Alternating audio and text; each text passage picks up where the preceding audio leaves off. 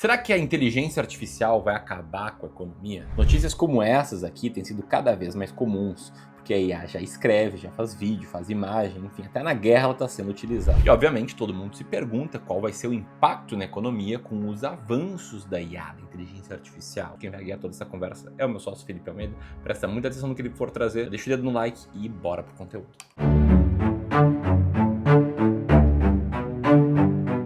Bora lá e eu já quero começar fazendo uma pergunta pra você. Você sinceramente acha que o advento da inteligência artificial vai meio que acabar com o seu emprego? Vai piorar muito a economia mundial? Ou você acha que vai pro outro lado, que vai melhorar pra caramba? Me conta aqui embaixo, eu quero saber genuinamente a ideia de vocês. Não vai pesquisar na internet não, me conta a tua ideia. E pra gente entender o momento atual, é importante que a gente entenda de onde surgiu isso tudo. Afinal de contas, a tecnologia em si não é algo que aconteceu ontem. Porque não foi só com o computador ou internet que o ser humano começou a mudar tudo no mundo. Tem ainda muita gente achando que inteligência artificial é um fenômeno que nasceu com o ChatGPT. Só que a semente foi plantada lá atrás, em 1950, quando o Alan Turing, cientista que quebrou o código Enigma dos alemães na Segunda Guerra Mundial, ele provocou o mundo inteiro perguntando se as máquinas poderiam pensar. De lá pra cá, a gente saiu de sistemas simples para máquinas que começaram a chocar o público lá em 1997, que foi quando o computador Deep Blue da IBM venceu o campeão mundial de xadrez, o Garry Kasparov. E o mundo foi mudando até que a gente chegou na explosão de inteligência artificial que a gente vive hoje. E aí assim a nossa tecnologia como um todo saiu de máquinas muito simples para sistemas que literalmente tentam imitar o cérebro humano. Cada vez mais complexos, com o uso até de redes neurais em IA atualmente. Sempre tentando prever qual é a próxima palavra mais provável ou o próximo pixel mais lógico ali para imitar o ser humano. E daí a IA parou apenas de obedecer ordens e começou a aprender com os próprios erros, processando volumes de dados que nenhum ser vivo conseguiria. E é isso aqui que começa a ser assustador para muita gente, porque boa parte do que a gente chama de trabalho qualificado hoje em dia, ele é, na verdade, um trabalho de processamento de dados e previsão do que é que dá para fazer, o que é que pode melhorar, o que é que pode acontecer. É isso que nós fazemos no nosso trabalho no dia a dia. Então, se um algoritmo consegue prever um diagnóstico médico ou uma linha de código de desenvolvimento melhor do que um ser humano, isso serve para qualquer coisa. Escrever uma petição melhor, calcular melhor do que o engenheiro. Então, no fim das contas, o valor desses trabalhos tende a cair com o tempo vertiginosamente. E aqui é óbvio que a gente não está ignorando o fator humano de lidar com as pessoas, a gente só está tentando fazer uma leitura do momento. Só que o grande erro de muita gente é achar que isso aqui é só mais uma tecnologia. A própria OCDE mostra que os impactos da inteligência artificial afetam desde quem trabalha nos primeiros níveis de empregos até quem está nos mais altos cargos lá de Wall Street. Se a gente olhar para a evolução da utilização da inteligência artificial nos últimos anos, a gente vê o crescimento absurdo. E, inclusive, a evolução da quantidade de investimentos nesse setor. Toda a base conceitual dessa nova era que a gente está vivendo é o ganho de eficiência brutal que a gente está começando a ver daqui para frente. Inclusive, ouvindo muitos especialistas nas últimas semanas, sejam especialistas em IA ou em empresários que estão muito de olho nesse assunto, a ideia é que mais ou menos 50% do trabalho de colarinho branco, como se chama, de trabalho de escritório, de um trabalho que não seja necessariamente braçal ou de interação humana, 50% disso vai acabar muito rápido, em palavras de outras pessoas que eu tenho ouvido. Ou seja, isso é uma transformação que promete aumentar a produtividade global. Mas aí traz uma dúvida cruel. O que é que vai acontecer comigo, com você, com todos nós? Afinal de contas, eu estou no escritório aqui, estou trabalhando, você provavelmente já estava trabalhando ou vai trabalhar depois desse vídeo. E aí, quando a gente começa a misturar economia com inteligência artificial, é que a história começa a ficar meio estranha. Recentemente viralizou um conceito que assusta um pouco, o chamado PIB fantasma. Porque pensa comigo, o PIB é o somatório de todos os produtos e serviços que foi produzido por um país no ano inteiro. Então, se o PIB de um país sobe muito, isso quer dizer que a produção daquele país necessariamente subiu. Então, vamos imaginar que uma economia tem uma explosão de produtividade, um ganho de eficiência muito grande, conseguir produzir resultados cada vez maiores com os mesmos recursos. Ora, as empresas produzem mais rápido e com custo quase zero, porque eles não precisam mais de funcionários humanos. Esse é um contexto, um panorama que a gente já está vendo começar a acontecer. Então, o PIB, ele sobe no papel. Só que na vida real, as pessoas começam, na verdade, a perder poder de compra. Porque, afinal de contas, boa parte dessas pessoas estão sem emprego e estão sem salário. salário. E aí um contexto assim criaria um cenário apocalíptico para o mundo, onde a economia parece rica, mas a circulação de dinheiro ela simplesmente trava. Ora, se o robô produz um tênis, mas o trabalhador foi demitido e não tem dinheiro para comprar esse tênis, o sistema entra em colapso por excesso de eficiência. Isso aqui é uma loucura. Inclusive o FMI e o Banco Mundial já discutem até políticas de redistribuição de renda ou uma mudança radical na forma como a gente tributa a tecnologia. O próprio Elon Musk já falou que o mundo vai precisar de uma renda universal para conseguir sobreviver, porque ninguém vai ser mais necessário para produzir tudo, ao mesmo tempo tudo vai ser muito barato e a renda vai ter que ser igual para todo mundo. E aí o medo que vem como consequência de um cenário assim é que a IA ela pode aumentar a desigualdade de um jeito que a gente nunca viu na história moderna. E mesmo no Brasil, que tem uma economia muito baseada em serviços manuais e commodities, também a gente pode ser afetado. Então nesse cenário a gente tem várias narrativas possíveis e como o futuro ele é completamente impenetrável, cada um pode começar a fazer as previsões que achar mais congruentes, sejam elas mais otimistas ou mais pessimistas. Mas o fato é que se a gente começar a olhar para o que a gente tem hoje, também existem muitos fatos pro lado positivo dessa história. Por exemplo, a tese da melhoria na qualidade dos empregos já está em pauta também, onde a IA pode ter um impacto positivo tanto na performance do trabalho, mas como na performance da saúde mental e física nesse processo. A própria criação de novos empregos que não existiam no passado, mas passam a existir hoje, entra muito nessa pauta. Ou seja, a economia ela pode começar a se adaptar a essas mudanças. Então a gente está literalmente vivendo um ponto de inflexão na economia mundial. É uma mudança completa de paradigma. E é nesses momentos em que o mercado de investimentos ele também passa por transformações. Inclusive no Brasil, nesse momento, a gente está passando atualmente por um reset econômico. E é isso aqui que vai ser responsável pela maior transferência de riqueza dessa década que a gente está vivendo. Eu tô comentando isso contigo porque no dia 18 de março, às 19 horas, o Ramiro Gomes Ferreira, meu sócio fundador aqui do clube, vai entrar ao vivo para te contar o que é essa história aí desse reset econômico e como é que ele pode dobrar o potencial de retorno dos teus investimentos. Tudo para preparar vocês que nos acompanham aqui para fazer parte de uma minoria informada que vai conseguir construir patrimônio e multiplicar ainda mais num momento como esse. Porque é isso que acontece com investidores bem informados. Enquanto muita gente que não entende o que está acontecendo perde dinheiro, esses outros investidores de qualidade aproveitam esses momentos para amplificar o resultado dos seus investimentos. Para você participar é muito simples, se inscreve aqui embaixo no link que eu vou deixar no evento A Maior Transferência de Riqueza da Década, 18 de março às 19 horas, a gente vai estar te esperando. E aí a gente chega no momento do vídeo onde a gente precisa começar a responder, tá, mas será então que com a adaptação da economia meus investimentos também vão acabar? Porque tanto nas narrativas positivas, onde o dinheiro nem vai mais ser necessário e vai existir uma renda mundial, o patrimônio das pessoas que investem então não seria mais tão necessário.